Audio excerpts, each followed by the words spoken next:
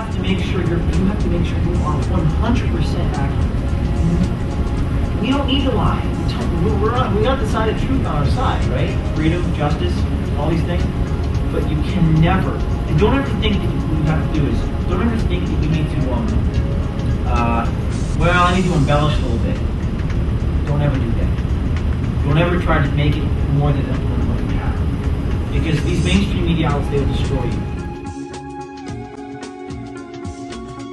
Interviews upwards of 100 congressmen, senators, governors, the former president of Spain, all kinds of interesting individuals.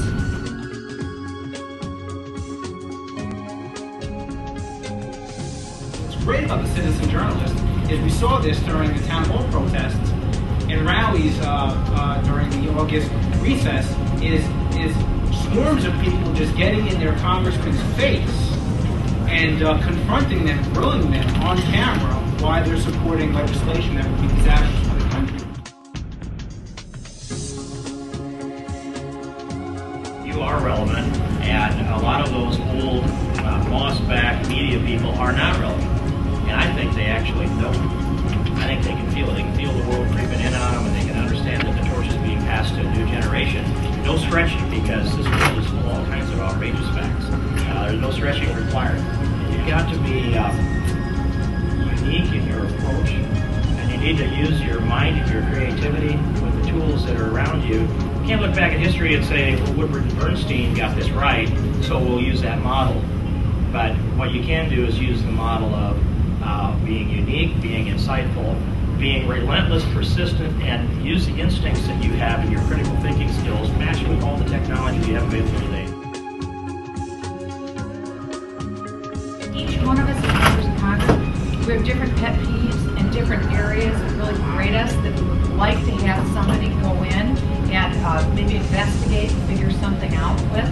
And so we've got lots of ideas that we can pitch to you about places where you can take your time and attention and energy and maybe make something happen. And that was really the brilliance of James O'Keefe and Hannah Giles.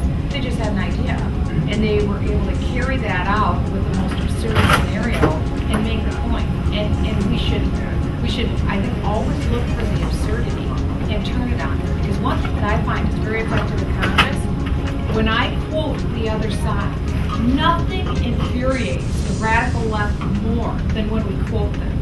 Because their words are their own worst enemy to be used against them. Because they are absurd.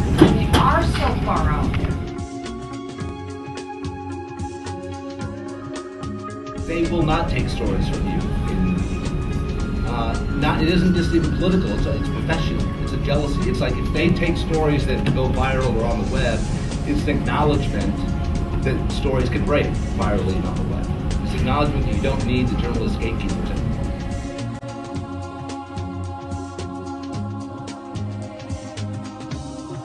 Content is king, and if you don't have, original material, there's no point, in my opinion, in even trying to do something. And then if you're, once you've got a few things under your belt as far as blogging or video making, then you may want to try to join up with some larger sites. There's a lot of sites that are out there that love to have contributors. This conference was really remarkable. We learned a lot.